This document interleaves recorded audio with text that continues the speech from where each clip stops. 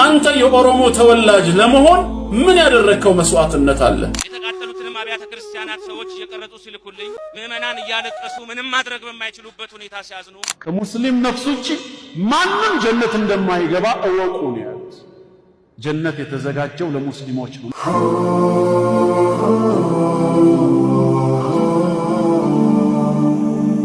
አንተ የኦሮሞ ተወላጅ ለመሆን ምን ያደረከው መስዋዕትነት አለ?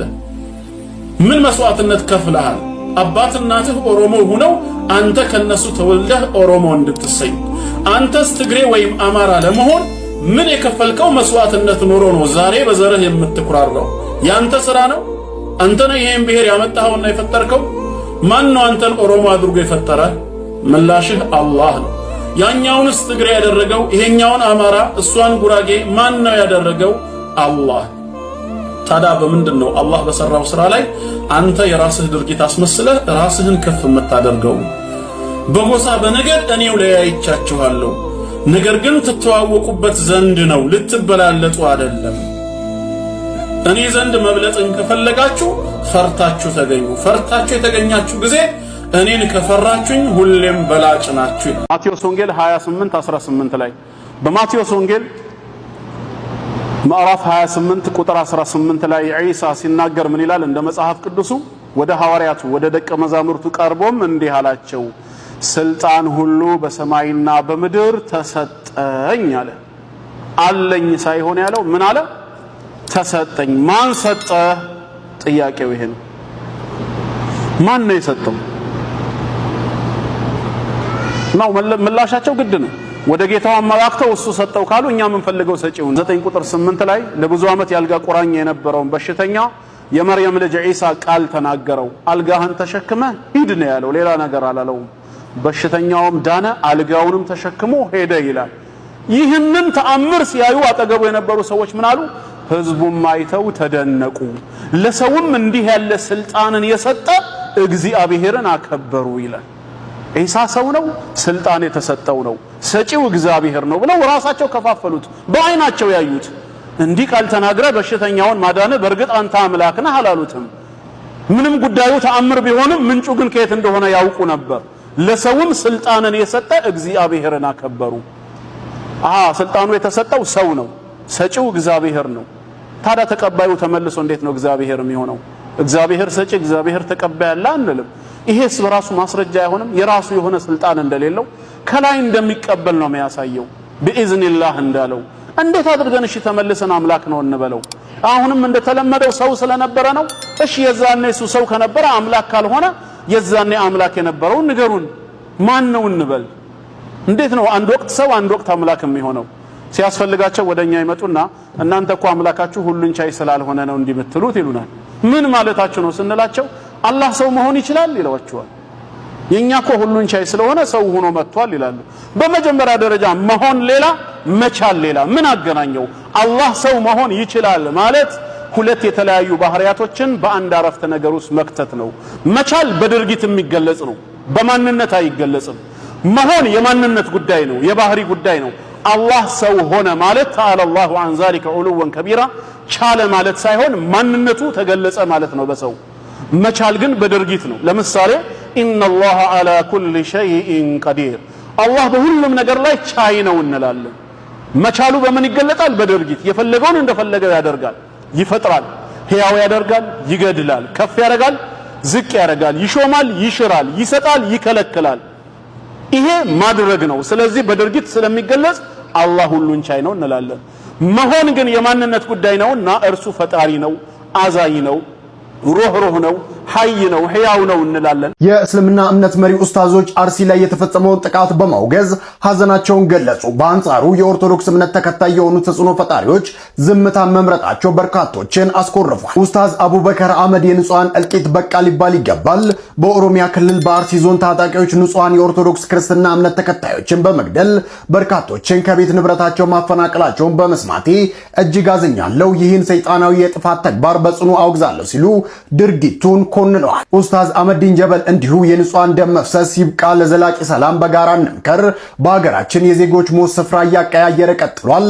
ዛሬ ደግሞ በተደጋጋሚ ሞት እየተሰማበት ባለው በምስራቅ አርሲ ዞን በንጹሃን በኦርቶዶክስ እምነት ተከታዮች ወገኖቻችን ላይ ዘግናኝ ጭፍጨፋ መደረጉ ቤተክርስቲያንና የአማኞች መኖሪያ ቤቶች መቃጠላቸውን ከሚዲያ ዘገባ መረዳች ያለው መሰል ጥቃቶችን ራስን በተጠቂዎች ቦታ አድርገን ካየን በእጅጉ ልብን በሐዘን ይሰብራል ብለዋል። በተጨማሪም ኡስታዝ ያሲን ኑሩ በምስራቅ አርሲ ዞን ዜጎች ላይ የተፈጸመውን አሰቃቂ ጥቃት ተከትሎ ለተጎጂዎች ድምጽ በመሆን ጥልቅ ሐዘናቸውን ገልጸዋል። ምን ነው የተከበረ የሰው ልጅ ሕይወት እንዲረከሰ በምስራቅ አርሲ በወድ ወገኖቻችን ላይ የተፈጸመውን አሰቃቂ ጥቃት በመስማት የተሰማኝን ጥልቅና መሪር ሐዘን ለመግለጽ እወዳለሁም ብለዋል። ከሙስሊም ነፍስ ውጪ ማንም ጀነት እንደማይገባ እወቁ ነው ያሉት።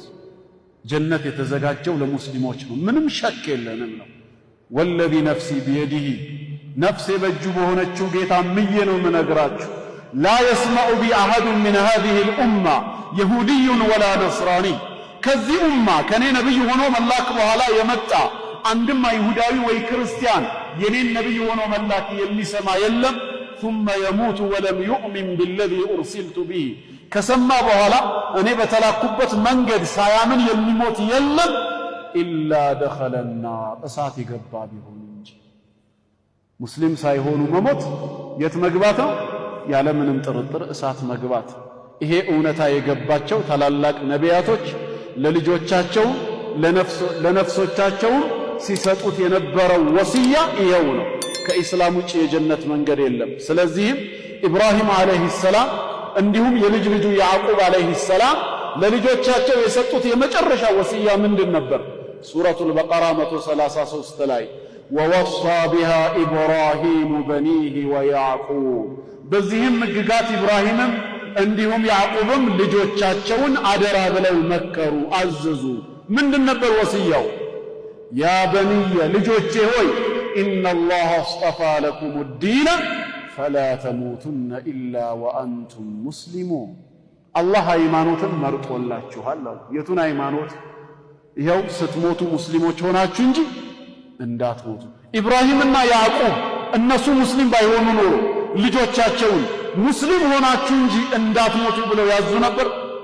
ይሄ ማለት አባት ራሱ ከሚከተለው ሃይማኖት ውጪ ለልጆቹ ሌላ እንደመምረጥ ማለት ነው። ማይሆን ነገር ነው። ዩሱፍ አለይሂ ሰላም መጨረሻ ላይ ያረገው ዱዓ በቁርአን በሱረቱ ዩሱፍ 101 ላይ የቀረበው ይሄ ነው።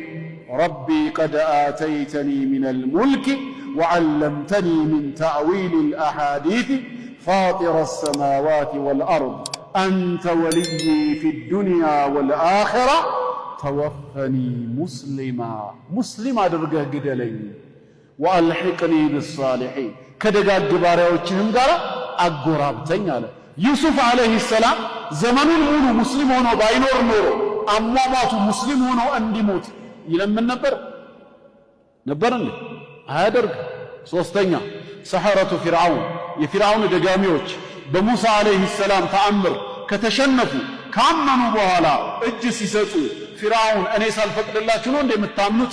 እጅና እግራችሁን እያፈራረኩኝ እቆርጣለሁ እሰቅላችኋለሁ ሲላቸው ወደ ጌታ አላህ ዱዓ ሲያረጉ ምንድነው ያሉት? ሱረቱል አዕራፍ ላይ ረበና አፍሪግ ዐለይና ሰብራ፣ ጌታችን አላህ ሆይ ከፊርዓውንና ሰራዊቱ በኩል የሚደርስብንን መከራ የምንቋቋምበትን ትዕግስት በእኛ ላይ አፍስስብን፣ ስትገለን ደግሞ ወተወፈና ሙስሊሚን፣ ሙስሊም አድርገህ ግደለናል።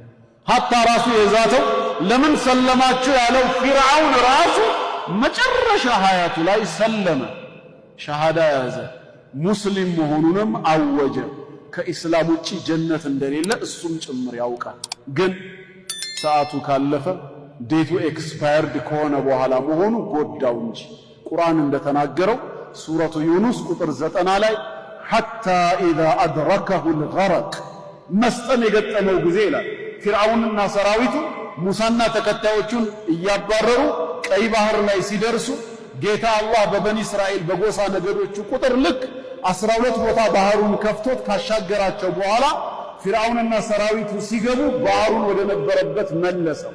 የዛኔ ነው ሐታ ኢዛ አድረከሁ ልገረቁ፣ መስጠም የገጠመው ጊዜ ይላል ተመልሶ ወደ ዱንያ እንደማይመጣ ከዚህ በኋላ አኼራ እንጂ ሌላ እንደማይጠብቀው ሲያረጋግጥ ቃለ አመንቱ አነሁ ላ ኢላሃ ኢላ አለዚ አመነት ቢሂ በኑ እስራኢል ወአነ ሚነል ሙስሊሚን እኔም ከሙስሊሞች ነኝ ብሎ በኑ እስራኤሎች ባመኑበት በአንዱ ጌታ በአላህ አምኛለሁ ብሎ ሸሃዳ ያዘ።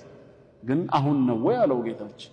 ከዚህ በፊት ስታምጽ ከርመህ ምድርን በኃጢአት ከሚያበላሹት ሆነ የተውበት መቀበያ ሰዓቱ ካለፈ በኋላ አይሰራም አለው።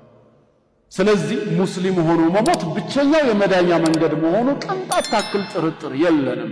ግን ትልቁ ሸካችን ትልቁ ስጋታችን ዛሬ ያለንበት ሁኔታችን የነገውን ተውፊቅ ለማግኘት አስተማማኝ አይደለምና ጌታችን አላህ ሆይ እንደ ሥራችን ክፋት ወይ እንደ መልካም ተግባራችን ማነስ ሳይሆን እንደ ረህመት ስፋት ኢህዲና ሲራጠል ሙስተቂም ቀጥተኛውን መንገድ ምራን ቢማዕና ፈቢትና አጽናን አንተን ሙስሊም ሆነን እስክንገናኝህ ድረስ አግዘን ነው። ሌላ ምንም አይደለም።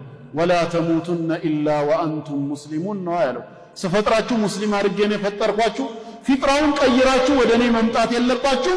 ወደ እኔም ስትመጡ ሙስሊም ሆናችሁ እንጂ እንዳትሞቱ ነው ያለው ጌታ አላህ።